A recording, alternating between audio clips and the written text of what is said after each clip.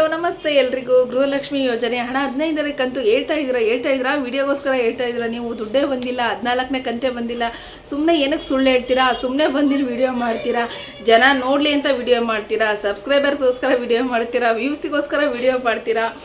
So ನಾವು ಹೇಳಿದ್ದು ಒಂದು ಸ್ವಲ್ಪ ಮಾಹಿತಿ ಆಚೆ ಈಚೆ ಆಗಿಬಿಟ್ರು ಸೊ ನಾವು ಈ ಥರದ್ದೆಲ್ಲ ಕೇಳಬೇಕಾಗುತ್ತೆ. ಬಟ್ ನಾನಂತರೂ ಬಂದಿಲ್ಲಿ ಸಬ್ಸ್ಕ್ರೈಬ್ ಮಾಡ್ತೀರಾ, ನೀವು ವಿಡಿಯೋಸ್ ನೋಡ್ತೀರಾ, ನನಗೆ ಬೈತೀರಾ ಅಂತ ನಿಜವಾಗ್ಲೂ ಮಾಡೋದಿಲ್ಲ.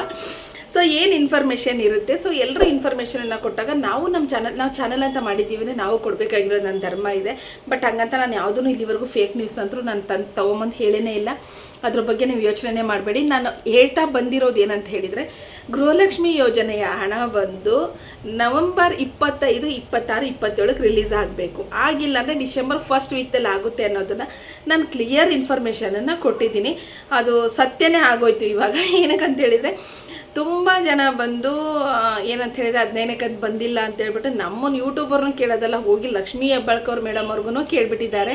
ಸೊ ಅದು ಮೀಡಿಯಾದ ಮುಖಾಂತರ ಕೇಳಿದ್ದಾರೆ. ಮೀಡಿಯಾದವ್ರು ಹೋಗ್ಬಿಟ್ಟು ಅವರಿಗೆ ಕೇಳಿದ್ದಾರೆ, ನೀವು ಎಲೆಕ್ಷನ್ ಪರ್ಪಸ್ಸಿಗೆ ದುಡ್ಡು ಹಾಕಿದ್ದೀರಾ, ಈಗ ಎಲೆಕ್ಷನ್ ಮುಗೀತು ಅಂತ ನೀವು ದುಡ್ಡು ಹಾಕೋದನ್ನು ನಿಲ್ಲಿಸಿದ್ದೀರಾ, ಹಾಗೆ ಹೀಗೆ ಅಂತ ಅವ್ರಿಗೂ ಸುಮಾರಷ್ಟು ತರಾಟೆ ತೊಗೊಂಡಿದ್ದಾರೆ. ಸೊ ಅದಕ್ಕೆ ಅವ್ರು ಹೇಳಿದ್ದಾರೆ, ಎಲೆಕ್ಷನ್ ಬಂದು 2 ತಿಂಗಳು ಎಲೆಕ್ಷನ್ ಇತ್ತು, ನಾನು 2 ತಿಂಗಳು ಅಷ್ಟೇ ದುಡ್ಡು ಹಾಕಿಲ್ವಲ್ಲಪ್ಪ, 1 ವರ್ಷ ಪೂರ್ತಿ ದುಡ್ಡು ಹಾಕಿದ್ದೀವಿ.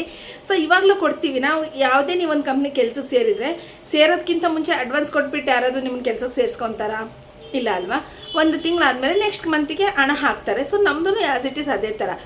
ಬಟ್ ಅದರಲ್ಲಿ 14ನೇ ಕಂತು ಹಣ ಬಂದಿಲ್ಲ, ಸ್ವಲ್ಪ ಜನಕ್ಕೆ ಬಂದಿಲ್ಲ ಅಂತ ಹೇಳಿದ್ರೆ ಅದರಲ್ಲಿ ಕೆಲವೊಂದು ಲೋಪದೋಷಗಳಿದೆ. ಇದು ಇವತ್ತಿನ ಒಂದು ಇದಲ್ಲ, ಫಸ್ಟಿಂದನೂ ಇದು ಸ್ವಲ್ಪ ಜನಕ್ಕೆ ಹಣಗಳು ಪೆಂಡಿಂಗ್ ಆಗ್ತಾ ಬಂದಿದೆ ಒಂದೊಂದು ಕಂತಿಂದು. ನಾವು ಅದನ್ನು ಕ್ಲಿಯರ್ ಮಾಡಬೇಕು, ಕ್ಲಿಯರ್ ಮಾಡ್ತೀವಿ.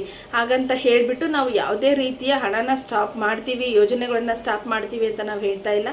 ವಿರೋಧ ಪಕ್ಷದಲ್ಲಿರೋರು ಇದನ್ನೆಲ್ಲ ಹೇಳ್ತಾರೆ. ಸೊ ನಾವು ಅದ್ರ ಬಗ್ಗೆ ತಲೆ ಕೆಡಿಸ್ಕೊಳೋದಿಲ್ಲ ಅಂತ ಹೇಳಿಬಿಟ್ಟು ಇದನ್ನು ಸ್ವತಃ ಲಕ್ಷ್ಮೀ ಹೆಬ್ಬಾಳ್ಕರ್ ಮೇಡಮ್ ಅವರೇ ಸುದ್ದಿಗೋಷ್ಠಿಯಲ್ಲಿ ಹೇಳಿರೋಂಥದ್ದು ಇದೆ. ಇದು ನಾನು ಹೇಳ್ತಾ ಇಲ್ಲ, ನಾನು ವಿಡಿಯೋಗೋಸ್ಕರನೂ ಇದನ್ನು ಮಾಹಿತಿನ ತೊಗೊಂಬಂದು ಇಲ್ಲಿ ಹೇಳ್ತಾ ಇಲ್ಲ.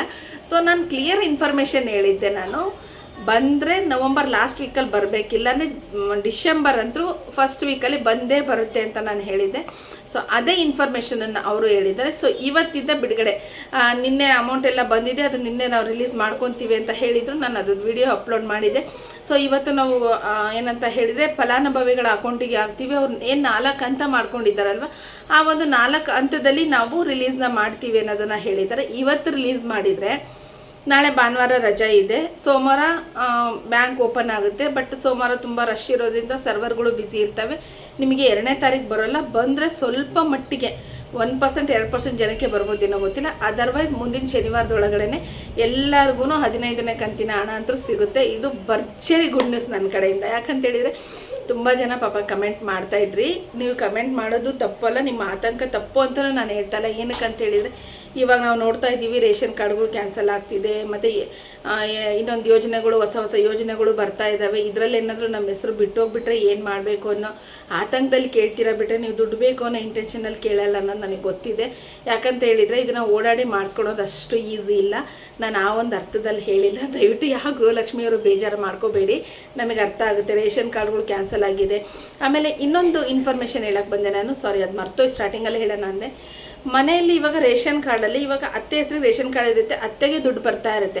ಸಪೋಸ್ ಅತ್ತೆ ಡೆತ್ ಆದರು ಅಂತೇಳಿದರೆ ಅದು ಸೊಸೆ ಹೆಸರಿಗೆ ಗೃಹಲಕ್ಷ್ಮಿ ಟ್ರಾನ್ಸ್ಫರ್ ಮಾಡ್ಕೋಬೇಕಂತ ಹೇಳಿದರೆ ಅದಕ್ಕೆ ನೀವು ಏನು ಮಾಡಬೇಕಂತೇಳಿದರೆ ಮಹಿಳಾ ಮತ್ತು ಮಕ್ಕಳ ಕಲ್ಯಾಣ ಇಲಾಖೆಯಲ್ಲಿ ಹೋಗ್ಬಿಟ್ಟು ಈ ಒಂದು ಗೃಹಲಕ್ಷ್ಮಿ ನಿಮ್ಮ ಅತ್ತೆ ಹೆಸರಿಗೆ ಇರ್ತಕ್ಕಂಥ ಅಕೌಂಟನ್ನು ಡಿಲೀಟ್ ಮಾಡಿಸ್ಬೇಕು. ಮತ್ತು ರೇಷನ್ ಕಾರ್ಡಲ್ಲಿ ನಿಮ್ಮ ಅತ್ತೆ ಹೆಸರನ್ನ ಡಿಲೀಟ್ ಮಾಡಿಸ್ಬೇಕು. ರೇಷನ್ ಕಾರ್ಡ್ ಇಮಿಡಿಯೇಟಾಗಿ ನಿಮಗೆ ಬರೋದಿಲ್ಲ. ರೇಷನ್ ಕಾರ್ಡ್ ಇಮಿಡಿಯೇಟಾಗಿ ನಿಮಗೆ ಇದಾಗೋದಿಲ್ಲ, ಏನಂದರೆ ಹೊಸ ರೇಷನ್ ಕಾರ್ಡ್ ಬರೋದಿಲ್ಲ. ಸೊ ಹಳೆ ರೇಷನ್ ಕಾರ್ಡಲ್ಲಿ ಹೆಸರು ಡಿಲೀಟ್ ಮಾಡಿದರೆ ಸಾಕು. ಹಳೆ ರೇಷನ್ ಕಾರ್ಡನ್ನು ತೊಗೊಂಡೋಗಿ ನೀವೆಲ್ಲಿ ಈ ಥರದ್ದು ಯಾವುದು CSC ಸೆಂಟರ್ಗಳು ಮತ್ತು ನೀವೆಲ್ಲ ಅಪ್ಲಿಕೇಶನ್ ಆಗ್ತಿರಲ್ವಾ. ಸೊ ನಮಗಿಲ್ಲಿ ದಾವಣಗೆರೆ ಒಂದಂತ ಇದೆ, ನನಗೆ ಅದೇ ಬರುತ್ತೆ. ಸೊ CSC ಸೆಂಟರ್ಗಳಲ್ಲಿ ನೀವು ಹೋಗ್ಬಿಟ್ಟು ನಿಮ್ಮ ಹೆಸರಲ್ಲಿ ನೀವು ಅವರು ಡೆತ್ ಆಗಿರೋ ಡೆತ್ ಸರ್ಟಿಫಿಕೇಟು ಮತ್ತು ಅವರಿಗೆ ಬರ್ತಾಯಿದ್ದ ಗೃಹಲಕ್ಷ್ಮಿ ಹಣದ ಒಂದು ಸ್ಟೇಟಸ್ಸು ಅಲ್ಲಿ ಡಿಲೀಟ್, ಮಹಿಳಾ ಮತ್ತು ಮಕ್ಕಳ ಕಲ್ಯಾಣ ಇಲಾಖೆ ನೀವು ಲೆಟ್ರ್ ಕೊಟ್ಟು ಡಿಲೀಟ್ ಮಾಡಿರೋದು ಮತ್ತು ರೇಷನ್ ಕಾರ್ಡಲ್ಲಿ ಡಿಲೀಟ್ ಮಾಡಿರೋದು ಇಷ್ಟನ್ನು ತೊಗೊಂಡೋದ್ರೆ ನಿಮ್ಮ ಹೆಸರಲ್ಲಿ ಮತ್ತೆ ಹೊಸ ಖಾತೆಯನ್ನು ತೆರೆದುಬಿಟ್ಟು ಕೊಡ್ತಾರೆ. ಸೊ ಇಲ್ಲಿಂದ ಬರಬೇಕಾಗಿರೋ ಹಣ ಎಲ್ಲ ನಿಮ್ಮ ಖಾತೆಗೆ ಬರ್ತಾ ಹೋಗುತ್ತೆ. ಇದು ಹೇಳ್ಬೇಕು ಅಂದ್ಕೊಂಡೆ, ಹೇಳೋಕ್ಕಾಗಲಿಲ್ಲ ಇವತ್ತು. ಸೊ ಯಾರೋ ಬಂದು ಹಿಂಗೆ ಕೇಳಿದಾಗ ಆವಾಗ ನನಗೆ ನೆನಪಾಯಿತು. ಸೊ ಈ ಥರ ನೀವು ಮಾಡ್ಕೊಳ್ಳಿ. ಇದು ಪ್ರೊಸೆಸ್ ಸ್ವಲ್ಪ ಬೇಗನೆ ಆಗುತ್ತೆ. ಇದಕ್ಕೇನು ನೀವು ಕಾಯಬೇಕು ಓಡಾಡಬೇಕಂತೇನಿಲ್ಲ, 1-2 ಸಲ ಓಡಾಡಬೇಕಾಗುತ್ತೆ. ಯಾಕಂದರೆ ಮಹಿಳಾ ಮತ್ತು ಮಕ್ಕಳ ಕಲ್ಯಾಣ ಇಲಾಖೆಯಲ್ಲಿ ಅವರು ಸಿಗಬೇಕು ನಮಗೆ. ಅಲ್ಲಿ ಯಾರು ಈ ಒಂದು ಇದಕ್ಕೆ ಸಂಬಂಧಪಟ್ಟಿರ್ತಾರಲ್ವ ಅವರು ಸಿಕ್ಕು ನಮಗೆ ಇದನ್ನೆಲ್ಲ ಡಿಲೀಟ್ ಮಾಡಲಿಕ್ಕೆ ಒಂದಷ್ಟು ಪ್ರೊಸೆಸ್ಗಳು ಡಾಕ್ಯುಮೆಂಟ್ಸ್ ಹೇಳ್ತಾರೆ. ಅದನ್ನೆಲ್ಲ ಕೊಟ್ಟು ಅಲ್ಲಿಂದ ಮತ್ತೆ ನೀವು CSC ಸೆಂಟರಿಗೆ ಬಂದು ಅಪ್ಲೈ ಮಾಡಬೇಕು. ಮತ್ತು ಸೊಸೈಟಿ ನ್ಯಾಯಬೆಲೆ ಅಂಗಡಿನಲ್ಲಿ ಅವ್ರ ಹೆಸರನ್ನ ಡಿಲೀಟ್ ಮಾಡಿಸ್ಬೇಕು.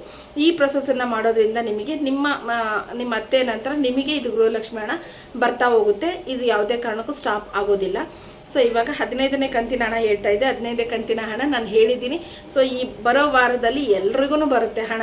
ಯಾರೆಲ್ಲ ನನಗೆ ಹಣ ಬಂದಿಲ್ಲ ಅಂತ ಕೇಳ್ತಿದ್ರು, ಹಣ ಬಂದ ತಕ್ಷಣ ನನಗೆ ಮೆಸೇಜ್ ಹಾಕಬೇಕು. ಸೊ ನನಗೆ ತುಂಬ ಖುಷಿ ಆಗುತ್ತೆ. ನಾನು ಹೇಳಿದ್ದು ಸ್ಯಾಟಿಸ್ಫ್ಯಾಕ್ಷನ್ ಇದೆ ಅಂತ ನನಗೂ ಖುಷಿ ಆಗುತ್ತೆ. 15ನೇ ಕಂತಿನ ಹಣ ಯಾರಿಗೆಲ್ಲ ಬರುತ್ತೆ, ನನಗೆ ಫಸ್ಟ್ ಕಮೆಂಟ್ ಯಾರು ಮಾಡ್ತಿರ್ತೀರ ಅಂತ ವೆಯ್ಟ್ ಮಾಡ್ತಾ ಇರ್ತೀನಿ. ಸೊ ಅದ್ರ ಜೊತೆಗೆ 14ನೇ ಕಂತು ಬಂದಿಲ್ಲ ಅಂತ ಪಾಪ 1-2-3 ಜನ ನನಗೆ ತುಂಬ ಕೇಳ್ತಾ ಇದ್ದೀರಾ. 14ನೇ ಕಂತಿನ ಹಣ ಹಾಕ್ತಾ ಇದ್ರು. ಏನಂತ ಹೇಳಿದ್ರೆ ಈ ರೇಷನ್ ಕಾರ್ಡ್ಗಳು ಡಿಲೀಟ್ ಆಗಿರೋದಕ್ಕೆ ಆ ಹೊಸ ರೇಷನ್ ಕಾರ್ಡ್ ಮತ್ತೆ ಆಕ್ಟಿವ್ ಮಾಡ್ಲಿಕ್ಕೆ ಅವ್ರು ಏನು ಟೈಮ್ ತೊಗೊಂಡ್ರಲ್ವ, ಹಾಗಾಗಿ ಅದು ಹೋಲ್ಡ್ ಮಾಡ್ಕೊಂಡಿದ್ರು. ಮೇ ಬಿ ನಿಮಗೆ ಇವಾಗ ಫಸ್ಟ್ 14 ಬಂತು, ಆಮೇಲೆ 15 ಬರುತ್ತೆ. ಈ ತಿಂಗಳಲ್ಲಿ ನಿಮಗೆ 2 ಸಲ ಅಮೌಂಟ್ ಬರುತ್ತೆ. ನನಗೆ ಬಂದಿಲ್ಲ ಅಂತ ಕೇಳಿರೋರು ಯಾವ ಕಂತಿನ ಹಣ ಬಂದಿದೆ ಅಂತ ಕಮೆಂಟ್ ಮಾಡೋದನ್ನು ಮರಿಬೇಡಿ. ದಯವಿಟ್ಟು ಕಮೆಂಟ್ ಮಾಡಿ. ಇದರಿಂದ ನಮಗೂ ಯಾವ ನಿಂತಿದೆ ನಿಂತಿಲ್ಲ ಇದ್ರ ಬಗ್ಗೆ ಏನಿದೆ ಅಂತ ತಿಳ್ಕೊಂಡು ಹೇಳಲಿಕ್ಕೆ ನಮಗೂ ಅನುಕೂಲ ಆಗುತ್ತೆ.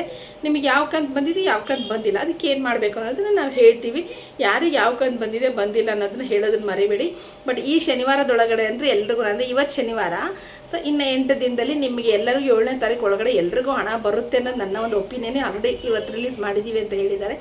ಕಾದು ನೋಡೋಣ ಹೇಳಿದ್ದು ನಿಜ ಆಗುತ್ತಾ ಇಲ್ವಾ ಅಂತ ಹೇಳಿಬಿಟ್ಟು ಕಾದು ನೋಡೋಣ. ಬಟ್ ಇದು ಸುದ್ದಿಗೋಷ್ಠಿನಲ್ಲಿ ಅವರೇ ಕೊಟ್ಟಿರ್ತಕ್ಕಂಥ ಇನ್ಫಾರ್ಮೇಷನ್ ಇದೆ. ಸೊ ಈ ಒಂದು ಇನ್ಫಾರ್ಮೇಷನ್ ನಿಮಗೆ ಇಷ್ಟ ಆಗಿತ್ತು ಅಂತ ಹೇಳಿದರೆ ನನ್ನ ಚಾನಲ್ನ ಸಬ್ಸ್ಕ್ರೈಬ್ ಮಾಡಿ, ಲೈಕ್ ಮಾಡಿ, ಕಮೆಂಟ್ ಮಾಡೋದನ್ನು ಮರಿಬೇಡಿ. ನಿಮ್ಮ ಫ್ರೆಂಡ್ಸಿಗೆ ಎಲ್ಲರಿಗೂ ಶೇರ್ ಮಾಡಿ. ನಿಮ್ಮ ಸಬ್ಸ್ಕ್ರೈಬು ಲೈಕು ನಮಗೆ ತುಂಬಾ ಇಂಪಾರ್ಟೆಂಟ್ ಆಗಿದೆ. ದಯವಿಟ್ಟು ಎಲ್ಲರೂ ಸಬ್ಸ್ಕ್ರೈಬ್ ಮಾಡಿನೇ ನೋಡಿ. ನನ್ನ ಚಾನಲ್ ತುಂಬ ಜನ ಸಬ್ಸ್ಕ್ರೈಬ್ ಮಾಡ್ದಲ್ಲೇ ನೋಡ್ತಾ ಇದ್ದೀರಾ, ಏನಕ್ಕೆ ಅಂತ ಗೊತ್ತಿಲ್ಲ. ನಿಮ್ಮ ಸಬ್ಸ್ಕ್ರೈಬ್ ಕೊಟ್ಟರೆ ನನಗೇನಾದರೂ ನಾನು ಒಂದೇ ಸಲ ಶ್ರೀಮಂತ ಆಗಿಬಿಡ್ತೀನಿ ಅನ್ನೋದೇನಿರಲ್ಲ.